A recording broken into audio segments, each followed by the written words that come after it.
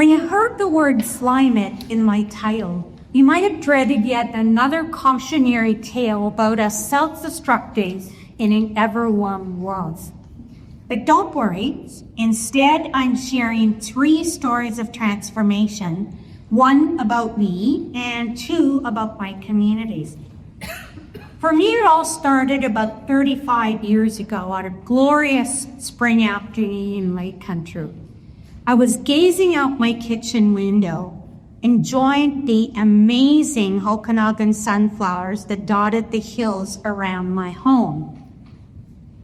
They reminded me of the fun photos I'd taken a few days earlier of my daughters.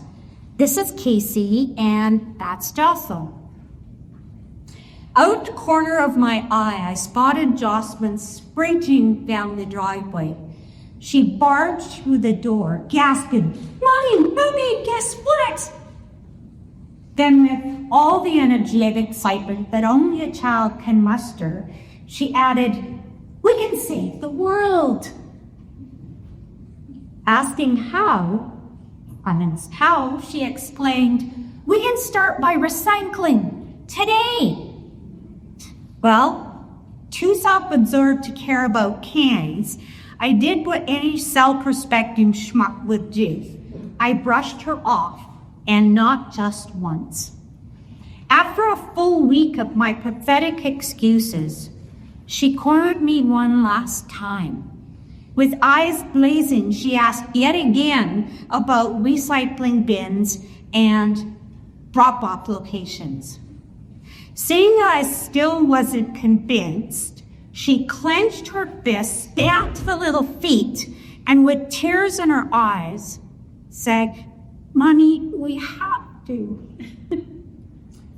In that life-changing moment, I truly saw her, heard her, and chose to empower her. Later that day, we picked up blue bins and started sorting our garbage. So not only did my life change that day, so did my career. As a communications specialist to local government, I started studying what motivates people to change and how those motives can change over time, like mine did.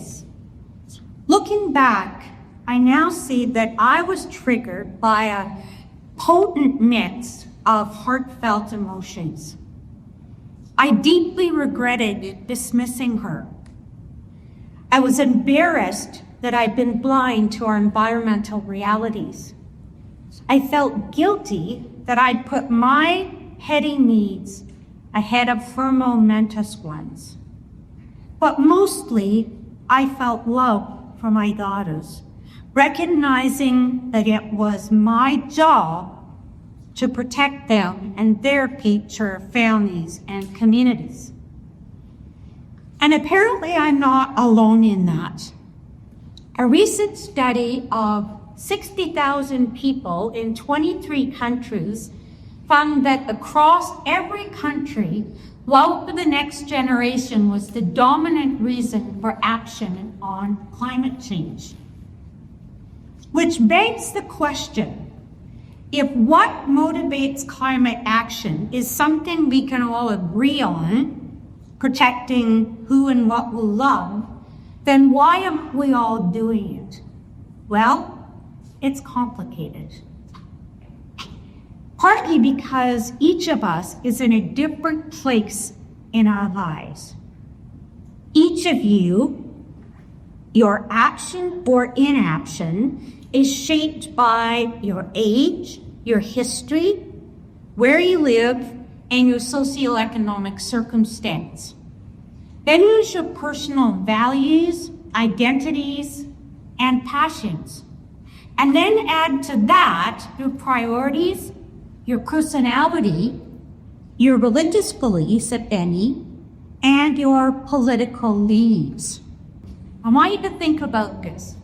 Given that each of us is a one-off behavior change experiment evolving in real time, then how can we possibly communicate the need for climate action at scale? And The answer to that is that for starters, we need to understand that there are 5 types of people in our communities, and that each group has a similar set of barriers to change and motives for either adopting climate action or not. And once we understand this, we can create the specific strategies and the messages and incentives needed to meet the wants and needs of each of those groups. So we'll start here on the left-hand side. We have 2.5% of us who are innovators. And these are the people who see threats in real time and they respond quickly. So related to climate, first of all, there are the people who have strong traditions of connecting with and protecting the land, like Brazilians, Okanagan people here. Any of the protesters who fight against the systems that enable environmental destruction or social injustice. Then we have the scientists and the engineers whose boundless curiosity is put to use exploring the causes, effects, and solutions.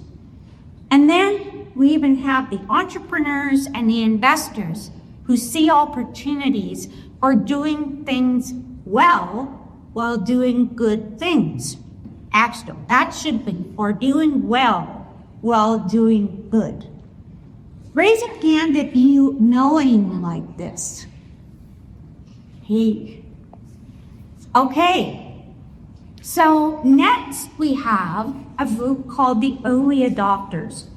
And these are the first people in our communities to embrace climate-friendly behaviors, products, and services. So maybe it's the first family on the block to install solar panels, or the first farmer in the area to experiment with regenerative agriculture, or the first local restaurant to compost its waste. How many of you have been inspired by people like that and businesses like that? Good. Next, we had a group Next, we have the early majority. And these are the 30% of us who buy in when the benefits of climate action are proven and when the solutions are convenient, accessible, and affordable. So these are the people who buy EVs when the charging station has become reliable and readily available. They're the homeowners who install heat pumps when there are generous rebates offered, or the commuters who cycle to work when there's a network of bike lanes in place. The late majority, this is another third of us, and these are people who respond to legislation or evolving social norms or extreme weather. So for example, these are companies that cut pollution and waste when the government tells them they have to do that. It's the couple who sees on their utility bill that they use 30% more energy than their neighbors. Or the farmer who sadly loses his crop to drought. Then we have the laborers. These are the 16% of us or so who just don't see the need for change for a variety of reasons. And that doesn't matter because their inaction is more than offset by the rest of us. While we've long applauded the visionaries and the altruists among us, I'd like to propose a new way of thinking. If our sharing goal is to protect who and what we love by reducing emissions, then perhaps it's our collective actions that should be most cultivated and celebrated.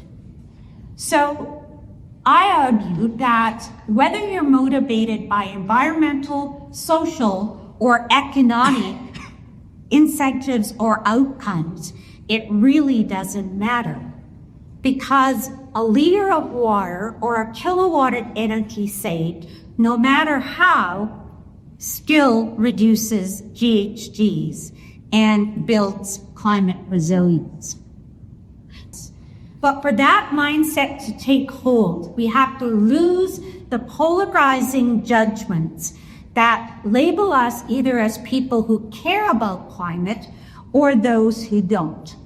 This one shift alone will reduce stigma while helping more people move toward actions that fit with who they are and where they're at. This paves the way for an emerging trend called climate democracy. And this is where local governments work with citizens very closely to design and deliver climate action plans. And the beauty of this is that it's collaborative, so that it helps build the civic muscle needed to accelerate meaningful and measurable change. This has been done beautifully in Herman. In 2011, a group of local climate activists formed Climate Action Now, or CAN Now for short, to tackle the area's climate challenges. In 2016, they lobbied City Council for a grassroots plan that was led by volunteers. The city responded by creating a Climate Action Advisory Committee that set the stage for widespread public engagement. And this was incredible because CAN Now then started training 30 climate ambassadors who engaged with more than 1,000 residents in conversations about climate change and climate solutions. The city then hired those feedback outcomes were then reflected in the city's 2021 Climate Action Plan, which was then recognized provincially for its proactive approach. And since then, the city has hired climate staff and also used Climate Corps BC ambassadors who work during the summer to deliver educational events throughout the city. There's the Climate Action Fund. Another great example of the community approach is Climate Action Ripple Effect, or CARE. Initiated in 2021 by a few very passionate local teachers, CARE is a student education and community engagement program that is now operating in Kelowna and Central Okanagan school districts.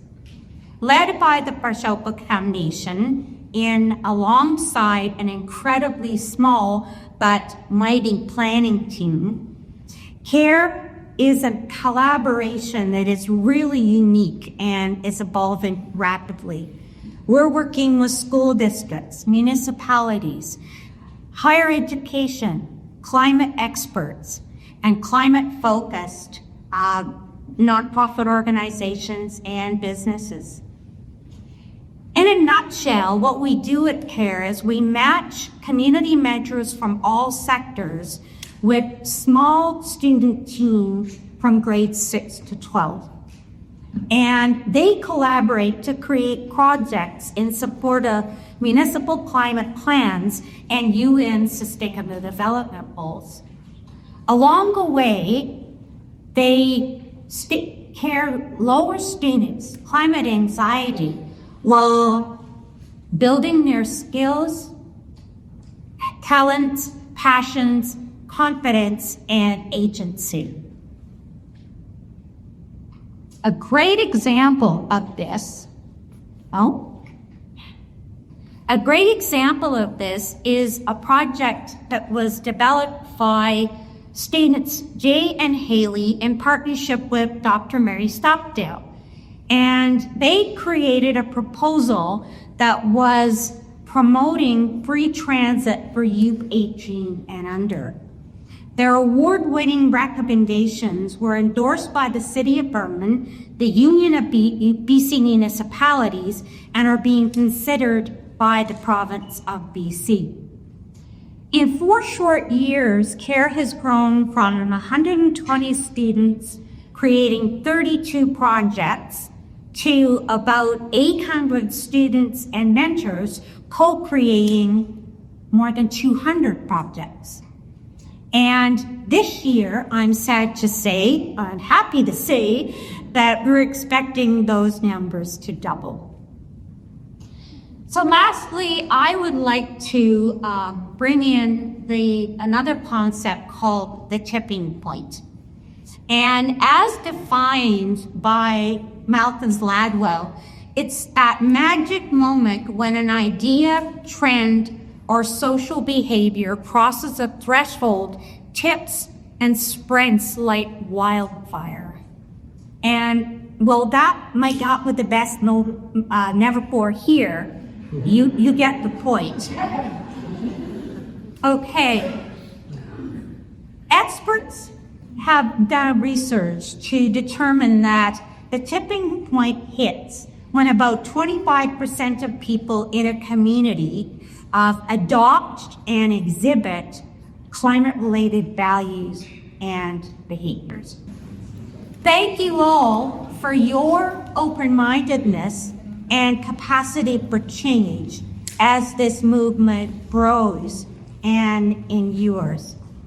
So that, my friends, is the power of community action, community climate action in particular. And I'd love for you to give yourselves a hand and then share a handshake or a hug with somebody next to you.